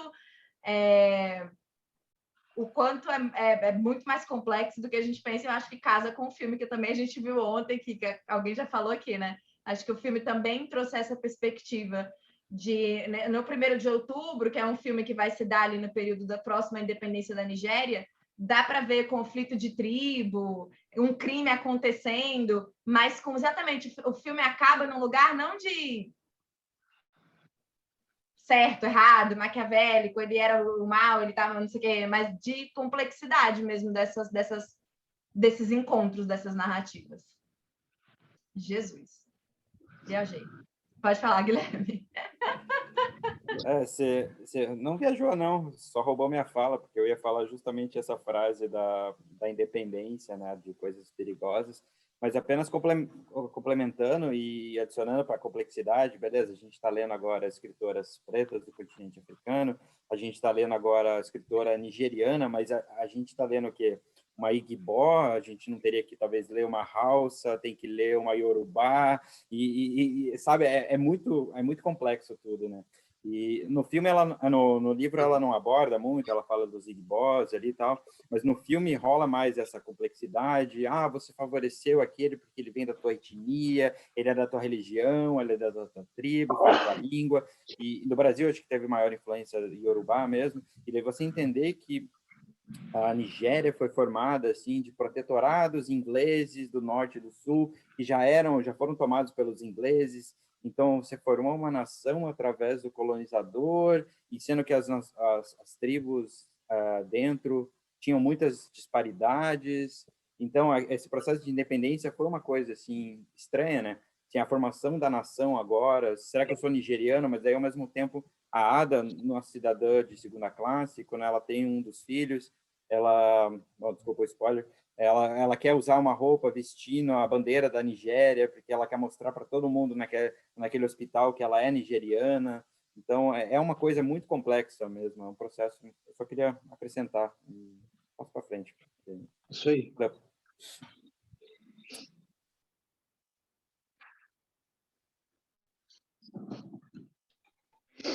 Cadê?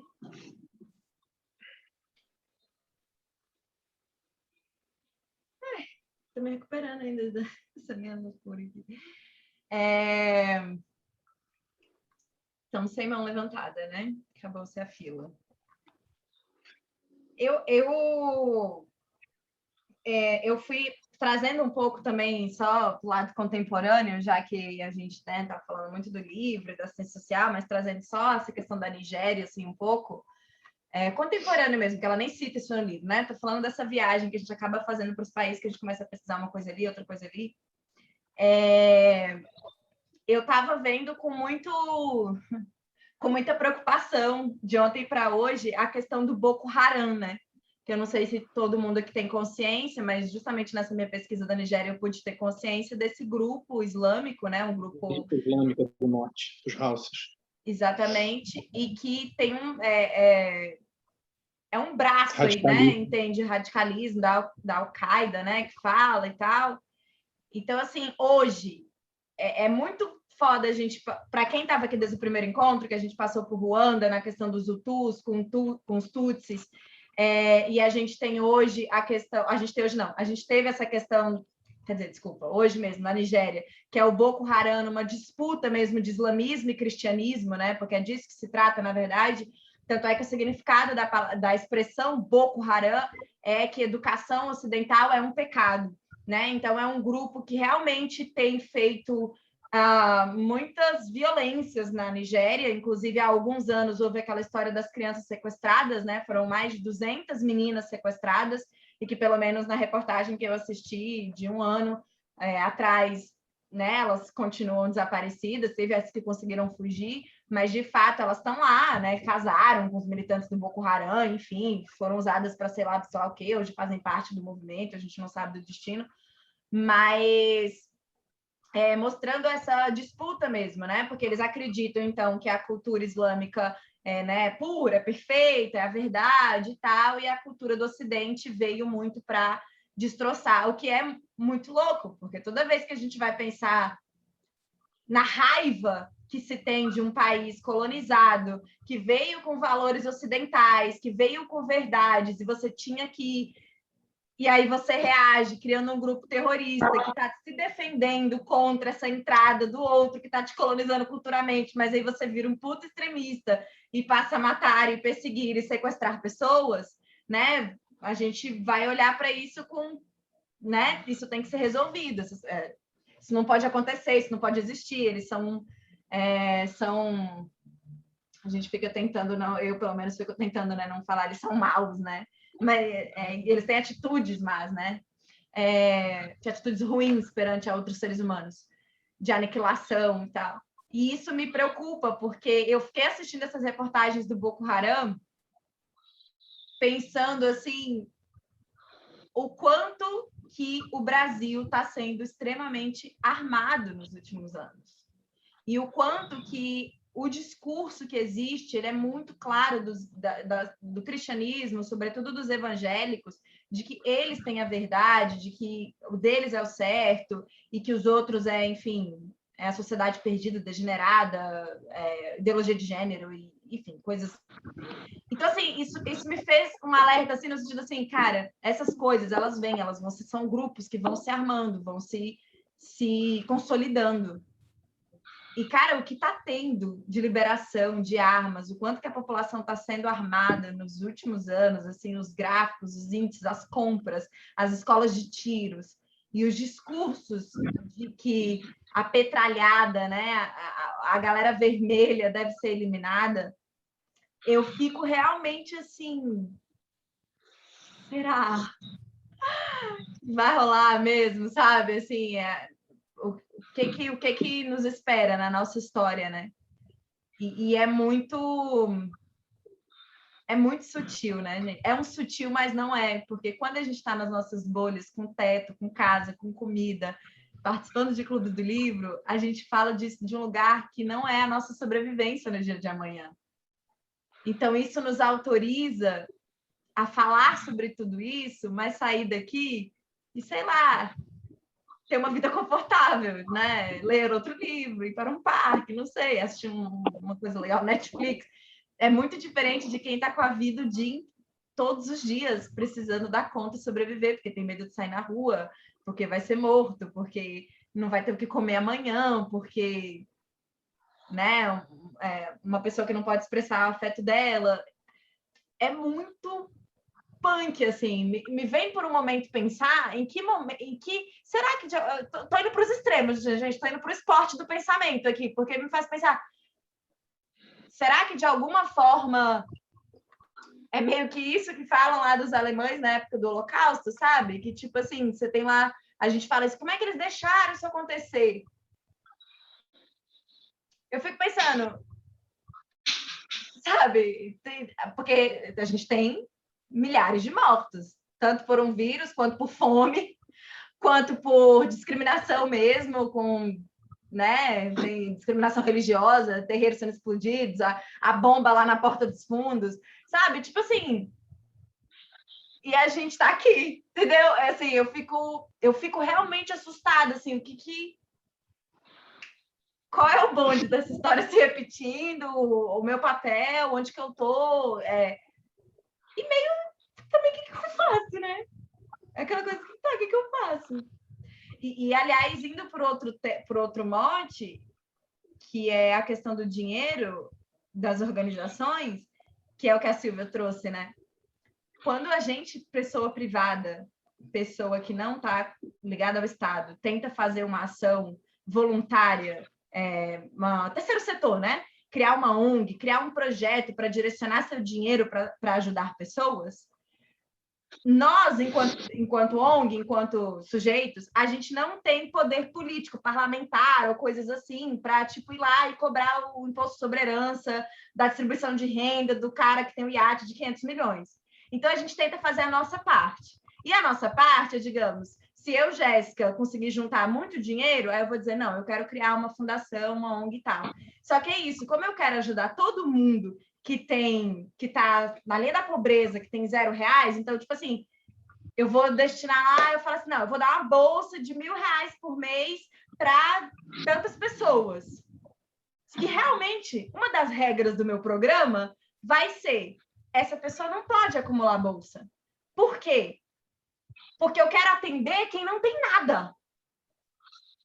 E se essa pessoa acumula uma bolsa, eu estou tirando a bolsa de outra que não conseguiu entrar nas vagas que não tinha nada. Então, meio que a regra, quando você vê, ela não é vilanesca, ela não é estapafúrdia. Quando você está dizendo, olha, tem 200 pessoas que tem 0. Eu só posso dar R$1.000 para 100 pessoas. Então, essas 100 pessoas vão ser atendidas. Se eu souber que alguma delas conseguiu outra bolsa, outro apoio ou conseguiu um emprego, ela sai do programa para que eu possa atender as outras, indo dando espaço para as outras 100 que estão com nada. Então, assim, muitas vezes é difícil a gente olhar sobre a perspectiva de todo mundo que está agindo, né? Porque não é 100%, filho da puta, pô, a pessoa não pode nem acumular, mas tem outra pessoa que tem 0 e ele também quer atender, né? Então, é só muito complexo. Pode falar, Felipe. Oi. Não, estava ouvindo você falando, e até pelo meu trabalho, né, que eu trabalho, de certa forma, vinculado à segurança pública, e eu conheço tenho alguns intercâmbios com colegas de outros estados. Essa coisa que você falou é muito real. Existe uma célula grande do ISIS aqui no Brasil, não sei se as pessoas sabem disso, ou já foi falado isso de forma rápida, acho que há uns tempos atrás, mas isso é um movimento que vem crescendo. Eles se instalaram aqui, é um núcleo no Paraná muito forte. Ele começou a ganhar corpo ali na área de Foz do Iguaçu, na área da fronteira, e é um grupo muito radical, e esse grupo ele tem uma ideologia bem agressiva, é um grupo que replica toda a ideologia de violência daquela fronteira ali da Síria, e a gente realmente não sabe o que isso vai gerar aqui no Brasil, porque nós temos um Estado fraco, nós temos um Estado que incentiva o armamento e acaba que, de uma maneira diferente, converge com o interesse dessas pessoas, que pode ser de se armar, né? Por motivos diferentes, acabam chegando a objetivos comuns, a consequências comuns. E você tem também um Estado brasileiro no momento, né, que todas as mazelas que a gente está careca de saber do que ele apresenta, mas a gente tem na Constituição dizendo que o Estado é laico, mas esse governo Bolsonaro ele parece que se apropria de uma só religião e ele quer dizer que a gente parece que está passando um recado de que, enfim, prestigiando muito a religião evangélica, né, sem nenhum preconceito à religião evangélica, muito pelo contrário, mas parece que existe uma hierarquia atualmente em prol dessa crença. Isso é uma coisa que a gente não sabe até que ponto isso exacerba a necessidade desse grupo de dar uma resposta ou de como que a leitura disso vai ser feita por esse grupo que está forte, que está se armando. E, enfim, é uma situação muito preocupante mesmo, sem querer falar de política, porque é um assunto que é sempre polêmico, mas o que para mim também está claro é que esse maluco que está aí, ele não vai aceitar uma derrota em 2022. Ele está armando já o discurso do golpe, e no Brasil, que é um país muito mais fraco, com constituições muito menos sólidas do que nos Estados Unidos, o Trump, a gente vê claramente que ele está replicando o mesmo discurso, ele quer esse negócio do voto impresso, e seja Lula, seja uma terceira alternativa que apareça em ano que vem, na minha concepção, está muito claro que esse cara não vai entregar uma transição de poder de forma tranquila, e ele vai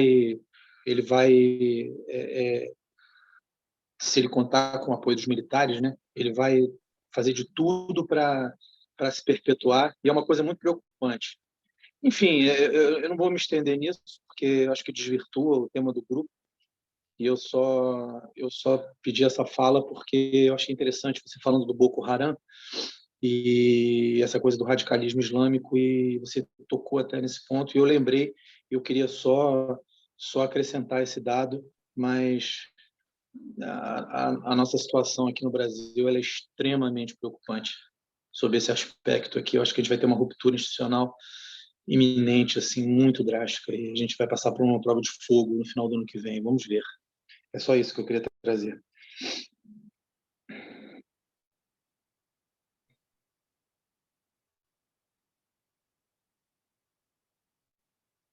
Estão aí ainda? Sim. Não sei se concordam. Todo mundo pensando, balançando a cabeça. Um dado para reflexão, porque é muito... Travou, Felipe. Felipe, não estamos te escutando nem te vendo. Está travado sua câmera. Eu, na verdade, é porque eu olhei para o relógio, aí eu falei, nossa, esse assunto tão tenso, eu vou dizer o quê? Hora de cortar o bolo? Aí eu fiquei quieta, assim, porque, meu Deus. Criei um anticlímax, né? Desculpa, gente. Não, mas eu acho que é isso mesmo, porque, assim, pelo menos eu, né, na minha proposta, para além de ler o livro, eu vou atrás de saber do país, da situação do país, de conhecer o país, né? Assim, eu queria muito fazer esse mergulho pela África, e, claro, com o apoio das obras, né? E eu acho que o máximo que nessa obra toca é a questão de Biafra, né? A guerra de Biafra que aconteceu e dessa independência. Mas é isso, como a gente acaba comentando, né? O negócio ele continua se repetindo, né? Foi lá em 67 a guerra de Biafra. E a gente tem hoje aí o Boko Haram sequestrando crianças. Então, assim...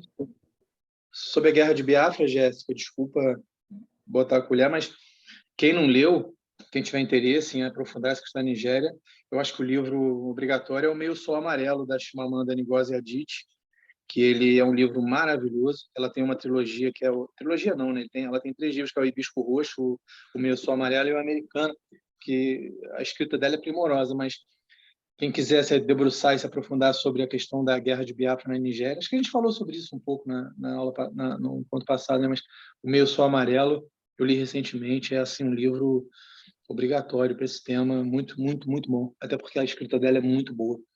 Fica a dica aí. Total. Obrigada, Felipe. Vamos então tirar nossa foto, gente. Só aproveitando, já falou de Biafra, e é uma coisa até que é mencionado, diz que a torcida do Santos canta que quando o Santos parou uma guerra, né? E falaram que o Santos do Pelé, em 69, eu acho, não lembro a data, foi convidado a jogar na Nigéria, justamente com o intuito de parar o conflito. Ele não jogou em Biafra em si, então há controvérsia se parou o conflito ou não, porque eles não estavam perto do conflito, obviamente muito armado e tudo mais, mas como a gente acaba voltando, a Jéssica falou que não tinha muito conhecimento de futebol, mas como o futebol acaba estando muito presente em várias questões, né? Super percebemos isso. De Ruanda até agora, Nigéria, toda vez que eu vou pesquisar coisas políticas, aparece alguma coisa do futebol, assim. Algum jogador, algum posicionamento político, alguma coisa que parou um conflito. Costa do Marfim foi... É Drogba, né? Drogba, como é que é o nome?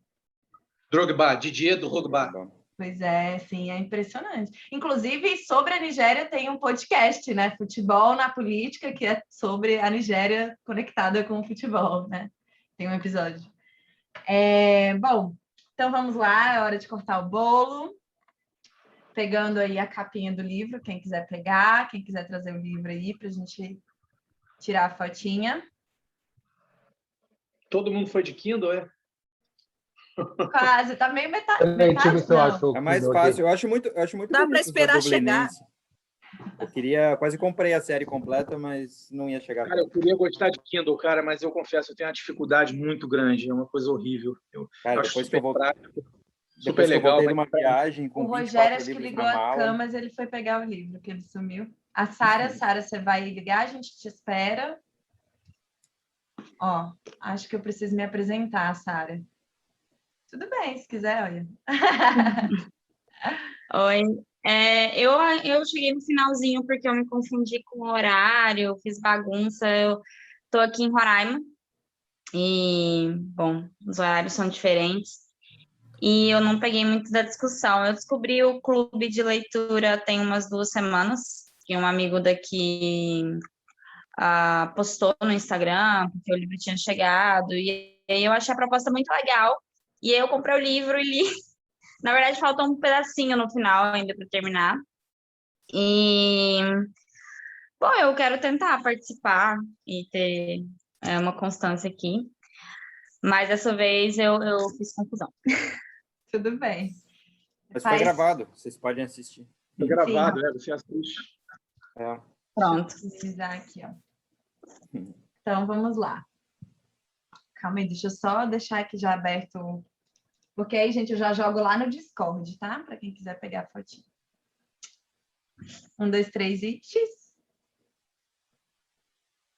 Ah, não, pera, vamos tirar a mão aqui do Felipe, que tá a mão levantada do Felipe. Eita! Pronto, já tirei, Felipe. Desculpa. Vamos lá. 1, 2, 3 e X. Foi. Foi? Foi.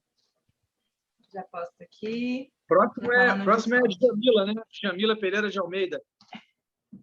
Sim, eu também sou os que eu pensei que era de Djamila do Brasil. Sim, mas ela é da Angola. Esse cabelo, né? O livro, essas tragicomédias de uma jornada, alguma coisa assim, de uma trajetória. Tá no Kindle Unlimited, né? Para quem tem assinatura do R$19,90 por mês da Amazon, ele tá lá para pegar emprestado no Kindle Unlimited. Gente, nessa política da Dublinense ter dado desconto pra gente, eu mandei mensagem para a Leia várias vezes, eles me ignoram veementemente. Então, assim, nunca nem viram lá, nunca nem visto, sabe? Assim, então... E o que eu ia falar? Então, agora é Angola. Aí eu vou postar, vou fazer o banner, a fotinha, né? Abrir as novas inscrições. Sempre a cada encontro, né? Tem que se inscrever. Teve uma pessoa que uma vez ficou em dúvida, tipo, pensei que eu tinha me inscrito em todos. Não tava... Falei, não, cada encontro é um.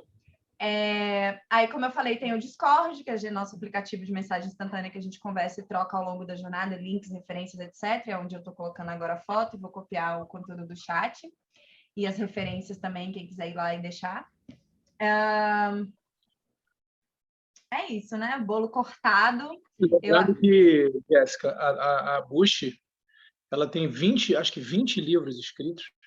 Se você vai na Amazon.com americana ou na Amazon UK, você vê assim que tem uma infinidade de outras obras e você lendo a ementa, como é interessante. Então, a polifonia de assuntos que ela aborda e as coisas que ela resolveu tratar, sempre com essa convergência da diáspora nigeriana. Tomara que a Dublinense siga, né?